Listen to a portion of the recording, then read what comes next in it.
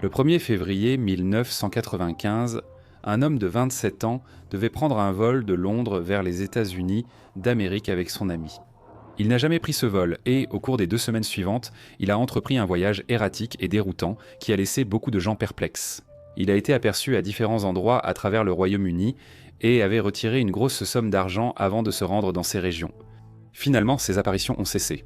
Alors que beaucoup redoutaient le pire, d'autres pensaient qu'il avait simulé sa disparition pour commencer une nouvelle vie. Aucune preuve concrète sur son emplacement n'a jamais été révélée, ce qui en fait encore aujourd'hui un mystère. Richie Edwards était le parolier et guitariste rythmique du groupe gallois Manic Street Preachers. Reconnu comme un homme tourmenté et un auteur-compositeur remarquable aux paroles sombres et introspectives. C'est ainsi qu'il était également décrit, et c'est son intelligence qui a poussé certains à croire qu'il y a peut-être plus dans cette affaire qu'il n'y paraît. Aujourd'hui, nous allons explorer l'histoire des Manic Street Preachers et de Richie Edwards, et tenter d'analyser la question qui a intrigué beaucoup de gens. Richie Edwards est-il le membre le moins évoqué du club des 27 ? Ou est-il un homme de 55 ans qui a réussi à organiser sa disparition et à fuir un monde qu'il méprisait ?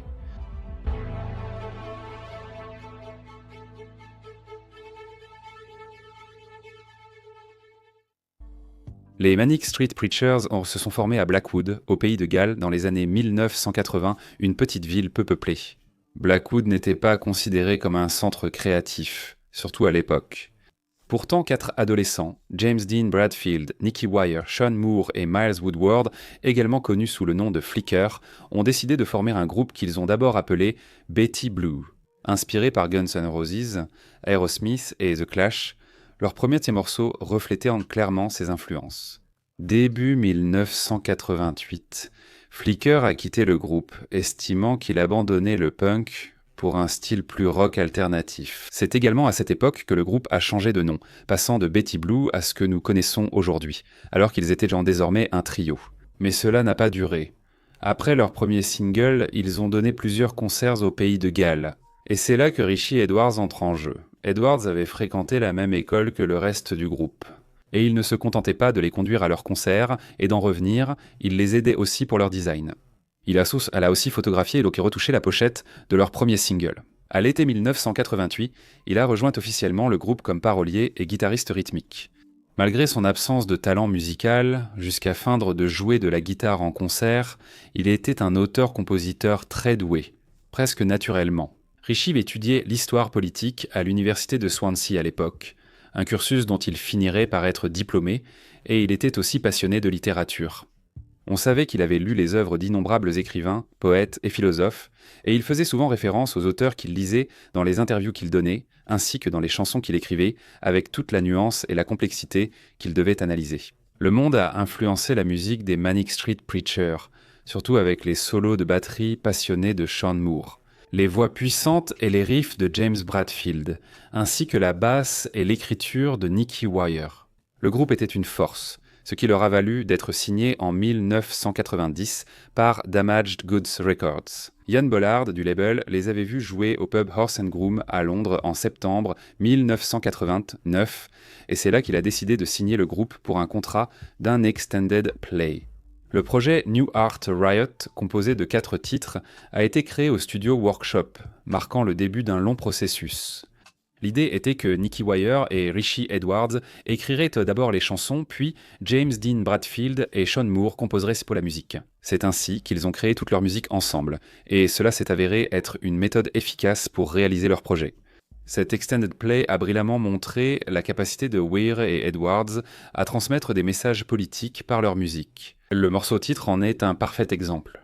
Fermer un hôpital tue plus que toute voiture piégée, mais cela économise de l'argent car les gens sont vus comme jetables.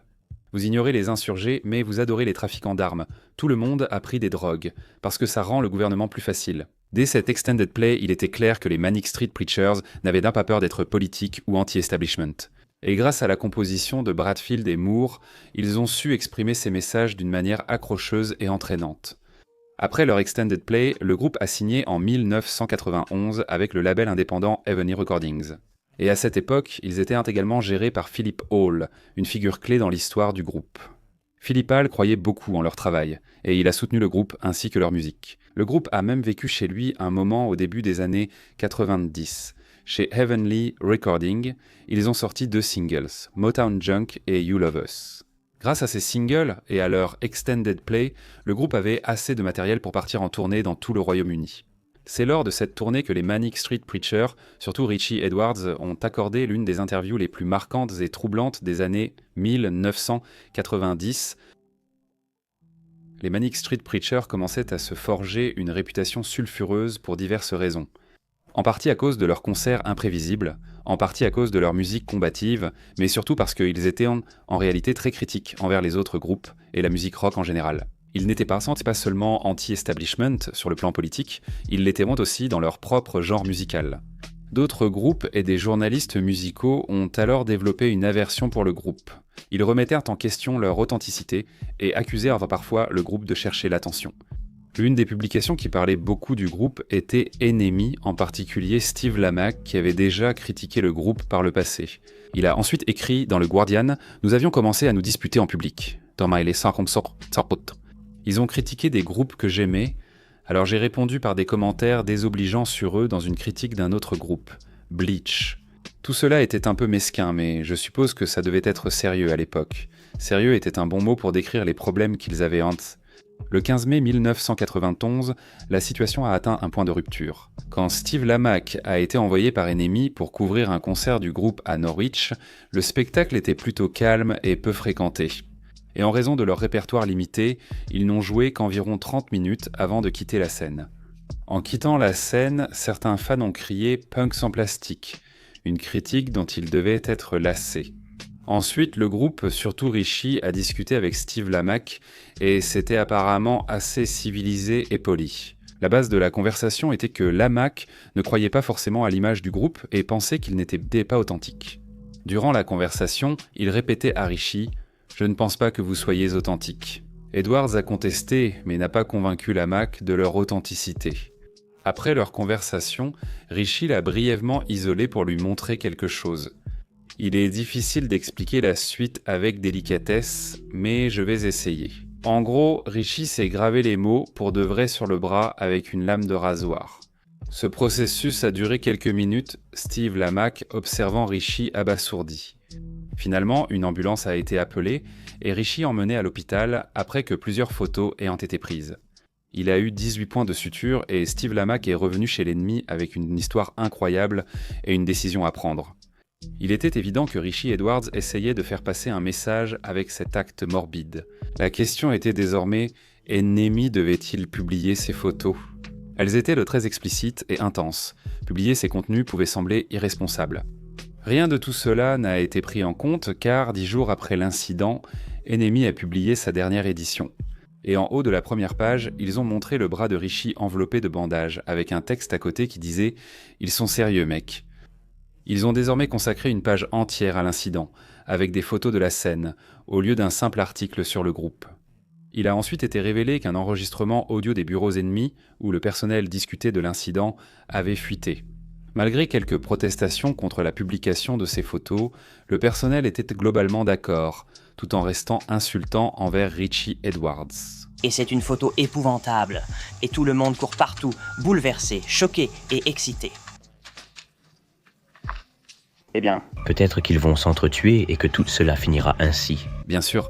Tu dois publier ça, c'est rock'n'roll. Mais là, c'est de l'auto-immolation. James, la photo est excellente. Ed, je veux dire, il l'a prise pour Iggy Pop. Je ne vais pas débattre toute la journée de ces photos, mais tu ne distingues pas Iggy Pop de lui. Oh, ne te fais pas d'illusions. Je ne me fais pas d'illusions. La question est, pouvons-nous publier cette photo ? Parce qu'elle est vraiment horrible ? Dans cet enregistrement, on peut les entendre parler de cet incident de manière sensationnaliste, et à aucun moment ils n'évoquent les véritables raisons de son geste. Ils ne parlent pas des éventuels problèmes psychologiques auxquels ils pourraient être confrontés. Ils le traitent d'idiot et tournent en dérision toute prétendue forme d'art. Il doit être risible, et, en général, ils le voient plus comme un bouffon que comme un humain.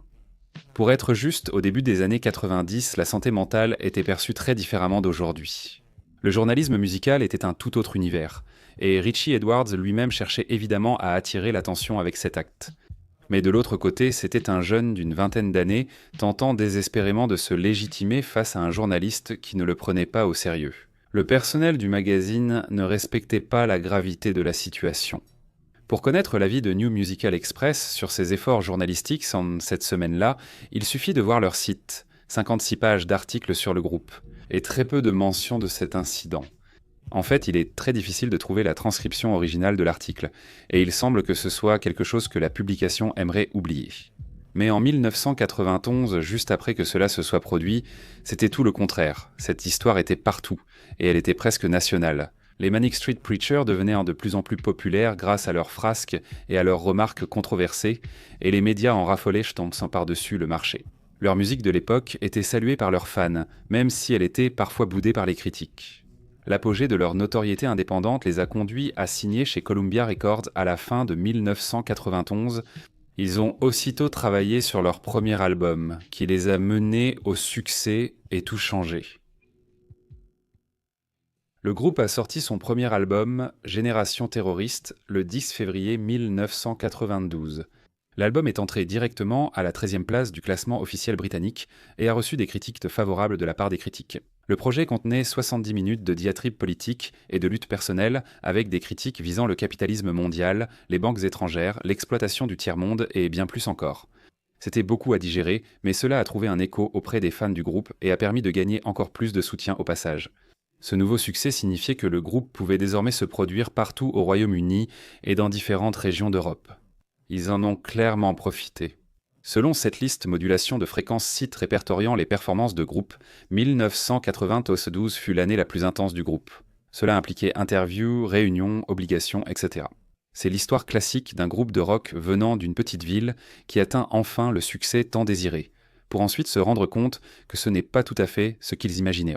Le groupe a tout de même sorti 2 albums rapidement, Gold Against the Soul en 1993 et The Holy Bible en 1994, considéré comme l'un de leurs meilleurs. The Holy Bible était aussi engagé politiquement que leurs autres albums. Cette fois, les compositions étaient de plus solides et les paroles plus incisives et poignantes que jamais. James Bradfield a déclaré que chaque chanson était conçue comme un essai, ce qui se reflète sur tout l'album. Richie Edwards a aussi eu des moments de profonde introspection. On peut l'entendre dans la chanson 4 Stone 7 Pounds, qui est une chanson déchirante. Elle décrit l'angoisse mentale et physique qui accompagne l'anorexie, une maladie dont Richie lui-même souffrait à l'époque.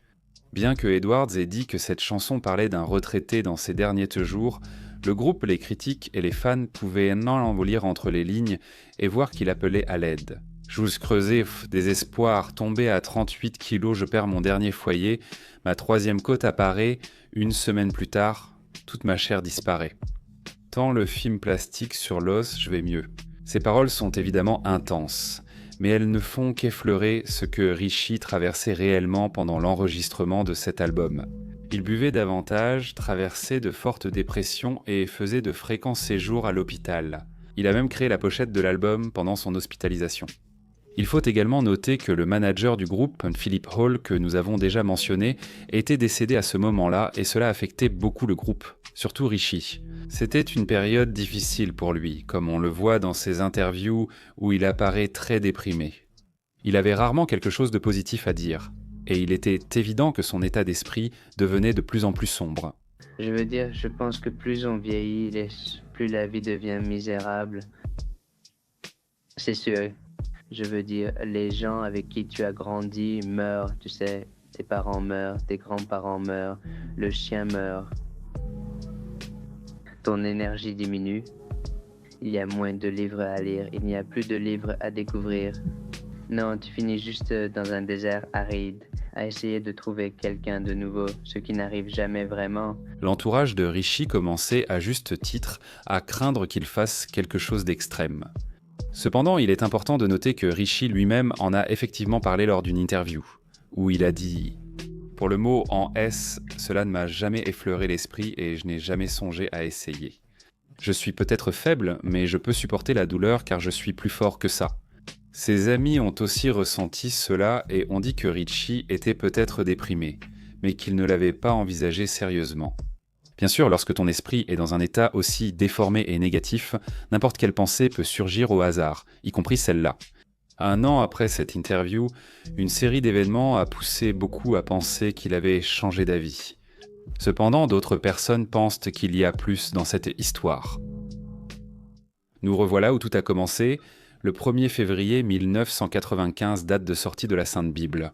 Les critiques et fans sont enthousiastes pour l'album et les Manic Street Preachers vont commencer une tournée promotionnelle aux États-Unis.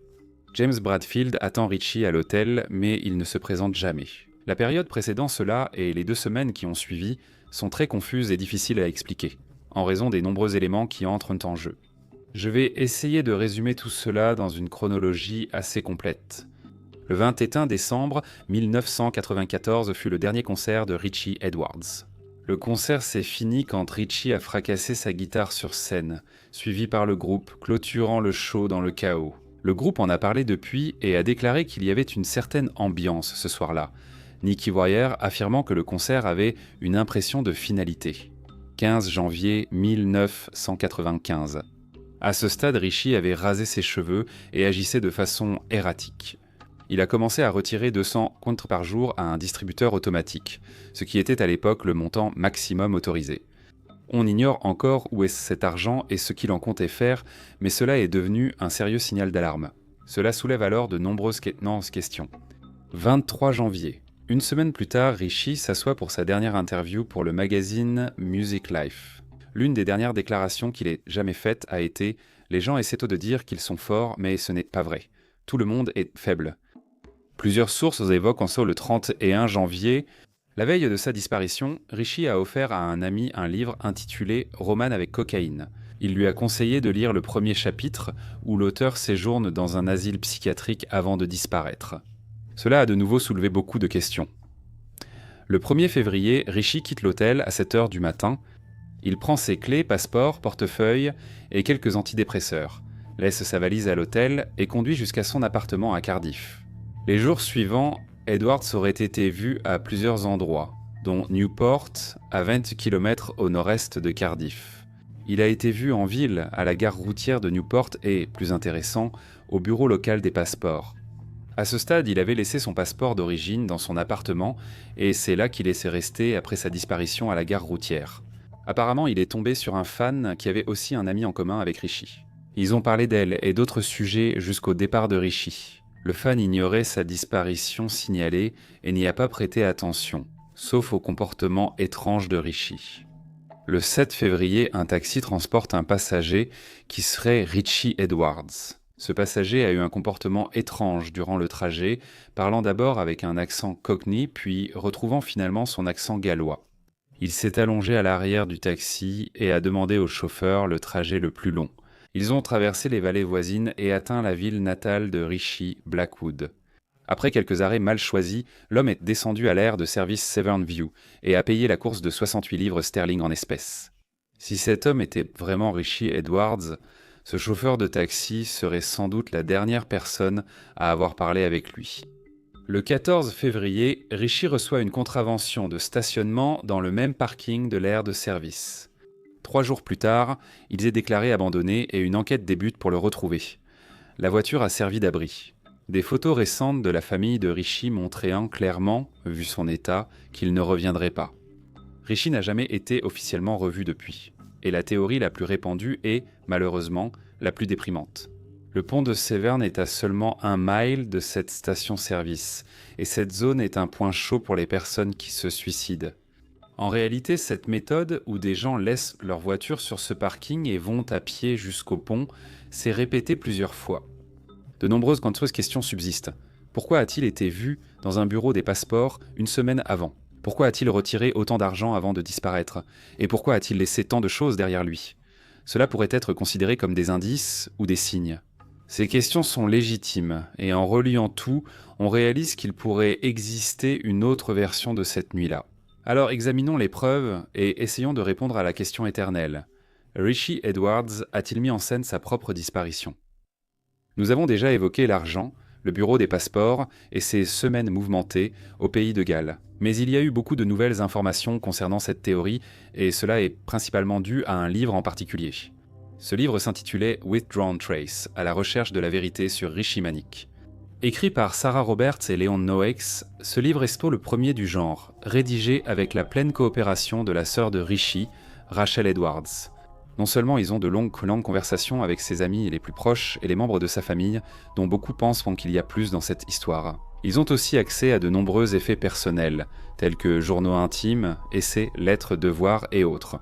Avec ces nouvelles informations, évoquons quelques-unes de leurs découvertes. Tout d'abord, nous allons parler de l'obsession de Rishi pour les écrivains et auteurs qui ont créé des histoires centrées sur des personnes qui ont disparu de la circulation. Il aurait offert à son ami, la veille de sa disparition, un livre racontant une histoire similaire. Mais aussi, il possédait une grande quantité de littérature qui abordait exactement ce même sentiment, et dans certains cas, il écrivait même des récits détaillés sur la façon dont ses personnages s'y prenaient, où ils allaient, et bien plus encore. Cette obsession ne se manifestait pas seulement dans sa littérature, mais, selon le livre, elle était aussi évidente dans sa famille, plusieurs membres ayant évoqué le fait qu'eux aussi y avaient vent pensé. D'autres membres de sa famille se sont en fait retirés de la société et sont devenus des reclus, se coupant de leur famille. Rishi a peut-être été inspiré par cela. Il en a parlé dans ses journaux intimes, dans ses devoirs scolaires et il en a discuté avec ses amis. Enfin, nous parlerons de la femme mystérieuse. Pendant que Rishi était à l'hôpital de Whitchurch, il a rencontré une femme d'Israël dont il parlait fréquemment.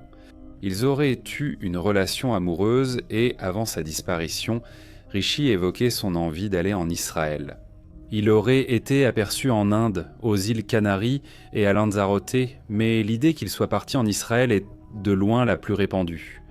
Essayons donc de rassembler ces différents indices et de dresser un tableau qui ressemble à une idée plausible.